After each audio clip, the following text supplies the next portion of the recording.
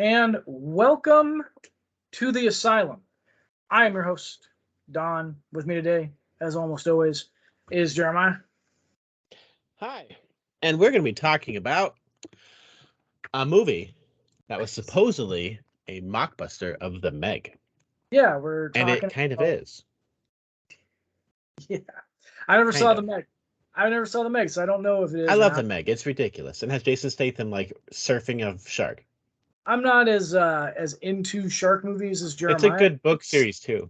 There's like 6 books, and they're making the second book into a movie this year. It comes out in August.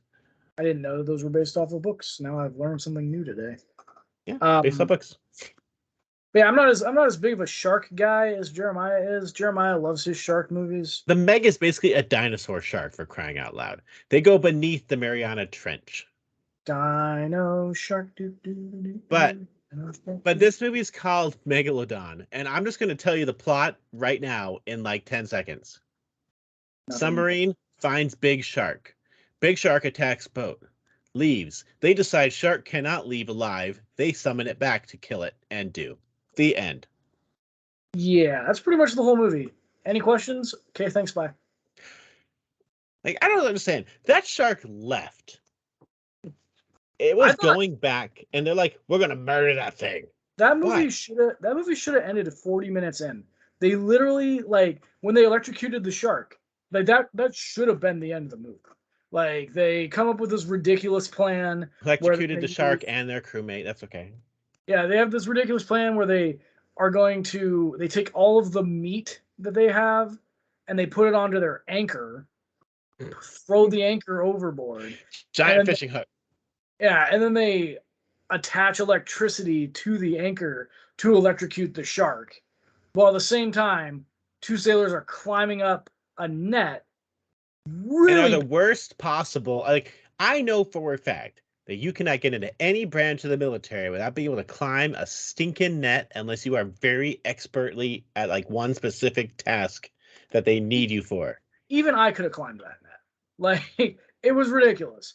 And then one of the sailors gets electrocuted because he falls off the net. Whatever.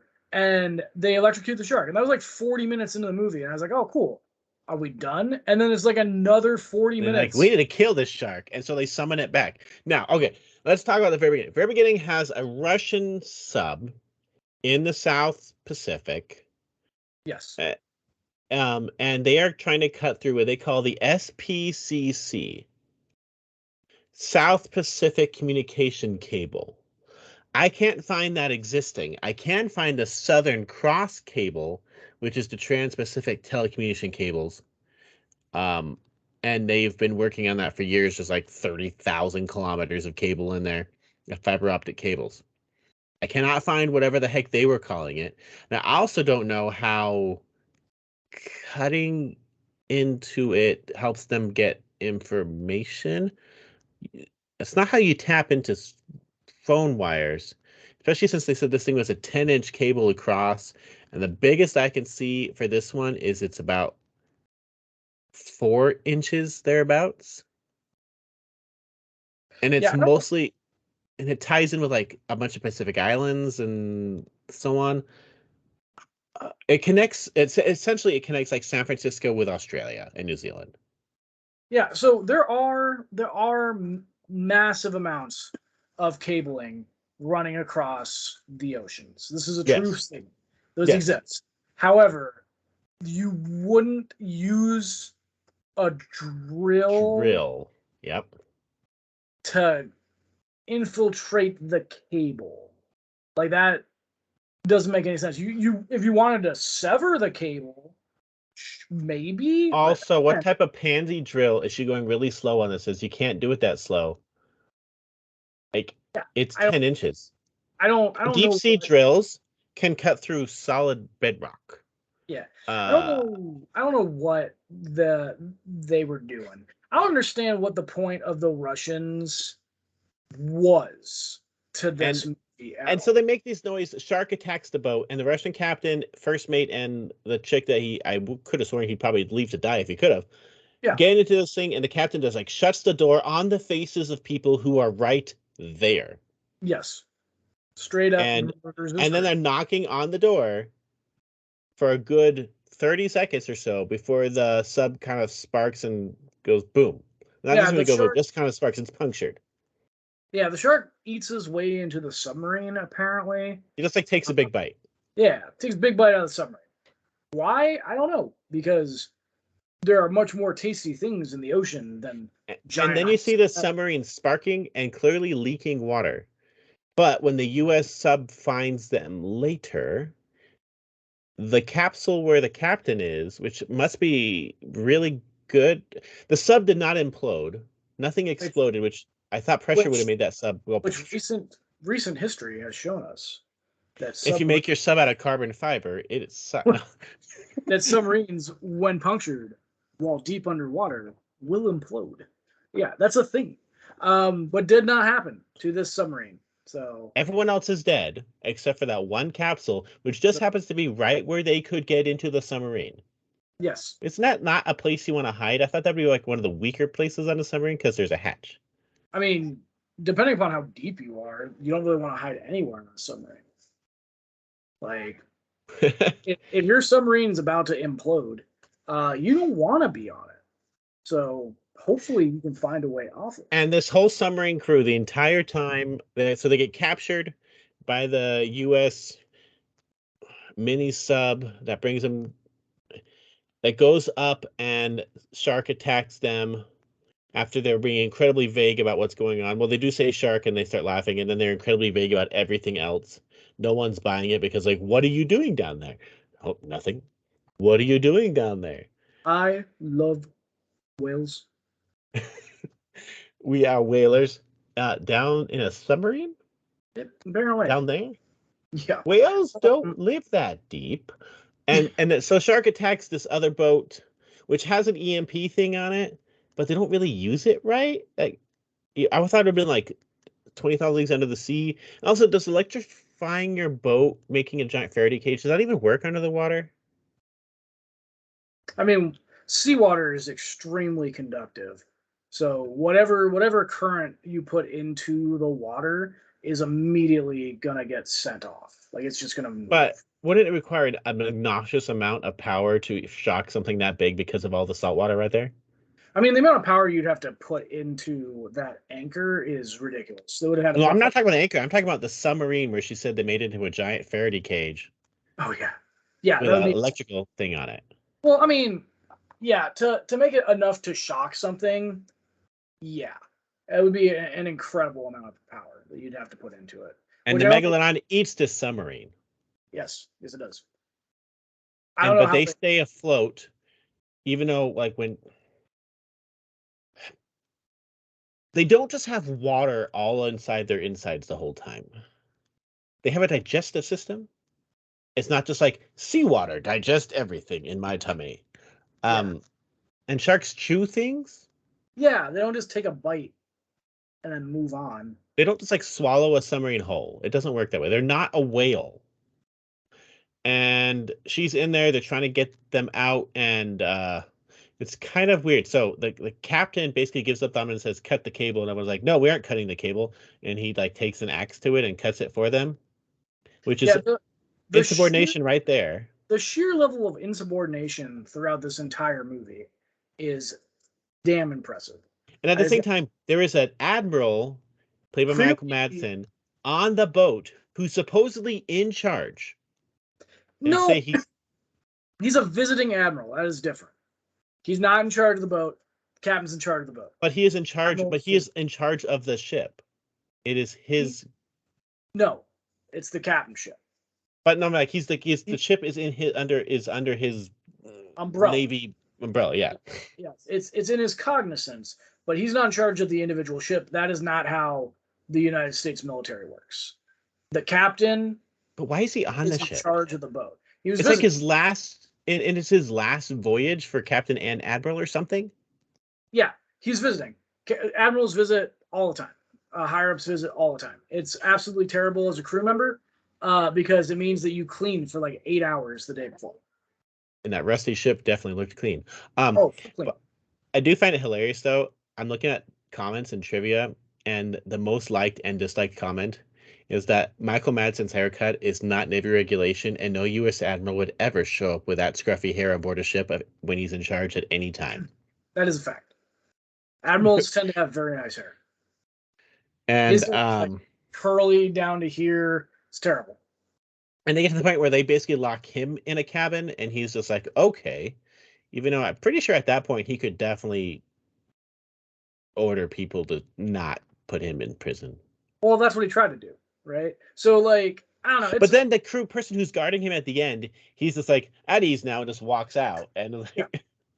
I'm pretty sure that guy should have stuck to him. But we're getting ahead of ourselves. This movie is full of weird Navy. Everything the Asylum doesn't follow regulation at all. So we're done. Yeah. The uniforms were wrong. They kept calling what's her name, a commander, when she's wearing lieutenant bars. And the Capitan, the Russian Capitan, it has lieutenant symbols for Russian ones, but the wrong color. The ship they're on has a summer. It can launch mini subs at least, which I guess any ship probably could if it's small enough. Well, not any ship, but they just drop them into the water. So I guess they don't have to have a launch special thing. But they're on the SS Lane Victory, which is in San Pedro, which is in LA. It is a World War II era cargo ship that is a nautical museum, and they filmed this movie on the San Pedro. True. Which is not a modern Navy ship. No. Has a deck gun. I was watching it, and I was trying to figure out what kind of ship it was. Because I was like, this doesn't look like anything that we use that I can think of. And then you told me it was a cargo ship, and I was like, oh, yeah, that makes perfect sense. That would explain why I couldn't figure it out. Yeah. But yeah, so the main character is a female commander. Lynch, yep. Who is in lots of TV stuff, and she's around. Who is also super insubordinate. She apparently helped to build this mini sub with the Faraday cage, and it's her baby, and she's super proud of it, or some stupid crap. And is useless the entire time beyond the fact that it swims out of a shark's mouth. True. So they bring these Russians on board. They start questioning them, trying to figure out what they're doing. It doesn't really make any sense. At some point, the Russians try to take over the ship, which is pretty impressive pretty ballsy for 3 Russians. Hey, they kill a lot of seamen before anyone notices. Like, there's just a lot of dead sailors that no one checks up on or know is dead for quite a while until they literally find a body. Fact. Yeah. And do you think there'd be a camera or a check-in or some regular thing with a brig when there's prisoners in there? Yeah. So that's a thing. I don't really know what the point of the Russians was, because like they utterly fail at what they try to do. All they really do is they kill a lot of people, kill some people, and distract people. I think it was they kill the first what's it called, the first mate, or the bosun's mate. Like, that's the guy, right, who had the weapons, and he like shot him straight in the nerve stem. And also, this is a movie also shows that they definitely know how, when a giant sea creature is attacking your boat, according to the Asylum, you use the deck gun and small arms fire to shoot at a sea creature that is not in the water. I mean, that is not above the water. At least the aliens in Bermuda tentacles were above the water, so it made sense. This one is under the water. And other than the deck gun making big like puffs of water, what are they doing? You cannot shoot at something in the water with... I've seen enough Mythbusters to know this. You cannot shoot someone when they're in the water if they're beyond like 6 feet. Yeah, because the water surface is going to slow down the bullet. And in theory, boat like this would have something to counter some sort of submarine something, even if it's like noise. Yeah, you'd have something. Countermeasures. You'd have countermeasures of some type. Yeah, or anti-submarine weaponry of some sort, but no, apparently not. And deck guns are not made to aim really right next to your boat. Yeah, because that would be called gun decking, which is where you accidentally shoot a hole into your deck. Not a good thing. Another thing on the trivia, by the way, which has people either loving it or hating it, is the cook wouldn't have a beard. He would be clean shaven, especially when they're just out of port. Yeah. I love the Also, cook's face though when he's like, "Well, so what are you doing?" He just hands over like a bunch of meat. Like this, I guess. yeah. Also, apparently he's the smartest cook ever to live. Which, if you know any CSs in the Navy, uh, moving on. So apparently he's the smartest cook ever to live because he converted their galley from using gas Into to using DC, DC power.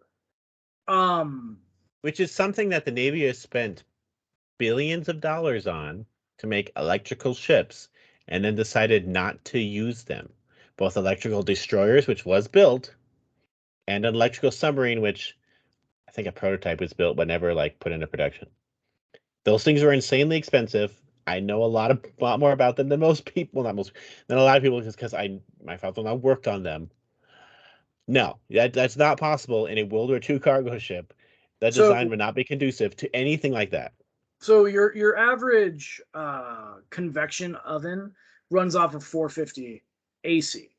So you would need approximately 20 car batteries and a inverter rectifier to rectify that invert that DC into AC, and then that still doesn't do anything for your power losses because the batteries only have so much life.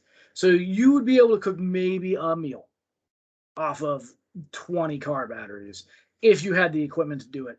And the United States Navy doesn't supply that kind of equipment to a CS. Yeah. Yeah. It was dumb and I hated it. Where the heck did the Overall, mini like? Okay, question. Looking at that cargo ship that they were using as a destroyer or whatever they were using for, some sort of boat. where's the mini sub supposed to be stored? Just on the deck? Apparently, because that's where they had it. I don't know. I hated this movie. And I, and then they fight. Okay. Let's get to the end. Get to the end because that's all that really matters, I guess. Russians are escaping. They're shooting at this shark. yes. They build. The Russians break the initial thing to fight the shark, or the shark eats it. Sorry, shark eats it. So their plan was to fill the submarine with some sort of explosives. Yes, They would then get the shark to eat the submarine and then again remote trigger it. and then blow it up remotely, which would blow the shark up. Yes. Yeah. And then shark eats it too early, and they have trouble with that, clearly. And Russians come do their thing. I'm not sure what they're trying to do because they set this thing up to make a bunch of noise so that they They summon brought the the shark shark, back, and then the Russians turn it off. the shark had already gone. They didn't need to bring the shark back. Like they were good. They could have just gone back to port, radioed America, been like, yo, there's a megalodon in the You probably water. need some submarines over here to find it. Yeah, and then shoot it with a torpedo. But instead of ending the movie 40 minutes earlier, they came up with this ridiculousness. Uh, And lost a ship of the Navy. Two Okay. if you count the submarine. And so Russians turn this thing off, which I don't know what they're trying to do. Admiral decides to stay and ambushes them with his automatic, which sounds different than the Russian held automatic. And guns get weird, smaller and bigger in this movie, and each sound differently despite being the same guns. Yes. And I like it how when they have stocks, Russians still shoot it like this. Like you do not shoot an automatic weapon with kick like this unless you're trying to break your arm. Maybe his arms are super powerful. I don't know, but you don't do that. And then Michael Madsen gets shot and is like, "Don't worry, I'm going to go down with the ship anyway. No, I'm the captain. No, I'm going to go down with the ship because I'm an admiral." And he's sitting in the bottom of the ship, and the shark rams through. for some reason. Water does not start coming in immediately because, the bottoms of ships are all out of water, apparently. Even though there's entire decks below the water, because that's how boats float. Rams through, misses him, and then he just blows the shark up, and it blows up and then they go an aerial view, and it blows up in 2 separate locations on the ship. Yes. Because apparently the shark's head blew up and his butt crack. Yes. And that's the movie. And then you see 6 escape boats going off, even though they clearly launched 1. But you forgot. And then the movie's done. And there's no reason. It's done. You forgot the captain giving his speech about honor, courage, and commitment, and how he's going to go down with the boat. And whilst he is giving that speech, the single most accurate scene in this entire movie is that the admiral, who is in the stateroom being guarded, is just sipping a cup of coffee the whole time. And then he just grabs the pistol, puts it in his pants, goes, tells the guard, takes his AK, says, "Go." Yeah, guard leaves, and he's just wandering off. Most accurate scene in the whole movie right there. Just the admiral sipping coffee. That's accurate. And then the movie's just done. And there's what was the point?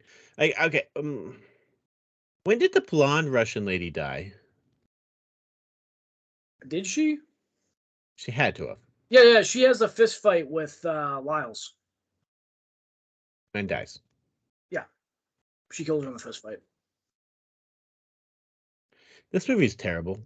The shark looks okay. The Megalodon looks fine. When it pops up out of the water, I'm like, you spent a lot more attention to the shark than you did on the CG version of this boat that whenever it goes a distance shot, it shows the CG. That boat is floaty-woaty crap with no texture. The shark had texture. I hated this movie. You hate every movie with the Navy in it by them. Yeah, that's true, but this one's probably the most egregious. Even the British Navy. Yeah. This one's probably the most just egregiously upsetting of all of them. If you thought Moby Dick was bad, yeah, 30,000 Leagues and this one are significantly worse.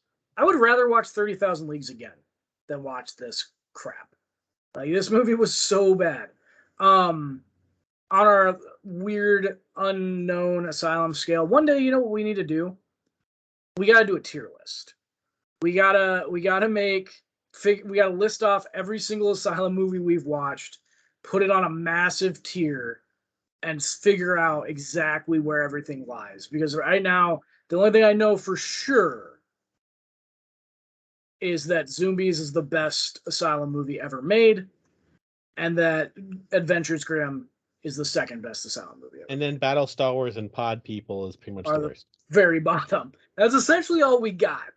So this is above Battle Star Wars, above Pod People, but I don't think it's much higher than that.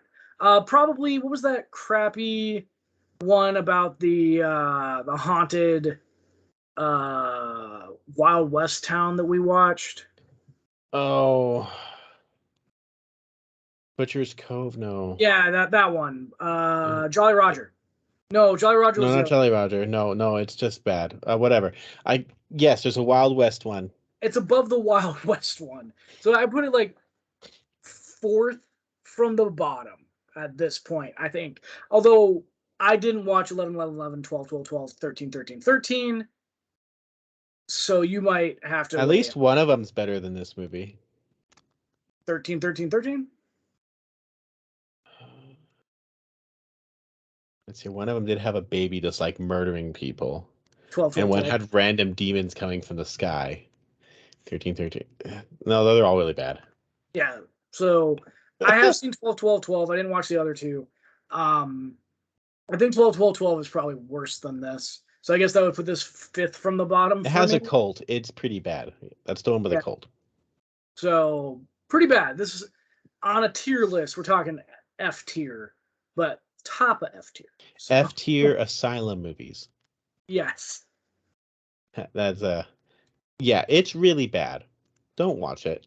Do we have any pictures to show them? I don't want to show them pictures. It's really bad. Don't recommend it. It's straight to the wheel. Yeah, there's no reason to watch this movie. It's And this is the type of movie that Asylum usually does good, but it's like, oh, the Meg's coming out. Yeah, like Let's make a movie. Asylum has a Okay, we may. rich history of shark-related movies. So like this We movie, liked the last shark one they did that we saw, the one with the girl going to the reef and stuff and taking yeah, photos. which That one also was good. which also had Madsen in it. It had a brutal, awesome kill at the end. Yeah, This it was one's just great. terrible, Yeah, and that was a brutal kill. and it's I don't even blame them for not knowing what was in the Meg, but like they didn't even try. This one was just like, we can poop out a shark movie. Let's do it, Yeah, right. Like I and they said, did. they have a rich history of shark movies. Looking at And our they list, think an admiral would do a speech at the very beginning, doing a captain's pose, like Captain Morgan. That, and really, he looks like he just left being hungover from Hawaii. yeah, like he was partying super hard the night before, forgot to get a haircut, and he just flew him out. But okay, let's see what Asylum movie we're gonna have to see next. There's so many on here, and there's another one they just announced. See all those shark movies, and yet Well, there's another one they just announced too for the Asylum that I believe I sent you, right? you did what was shoot. I'd have to look again, man. I don't remember. But You there's sent a me. lot more that are not on here yet. Well, let's just see. I know some of these are not even possible to find, but Ooh, let's see what it makes us do. Scarecrow Slayer sounds great. Wheel of Asylum. Turn, turn, turn. Tell us the movie that we will burn. Road Wars. Okay.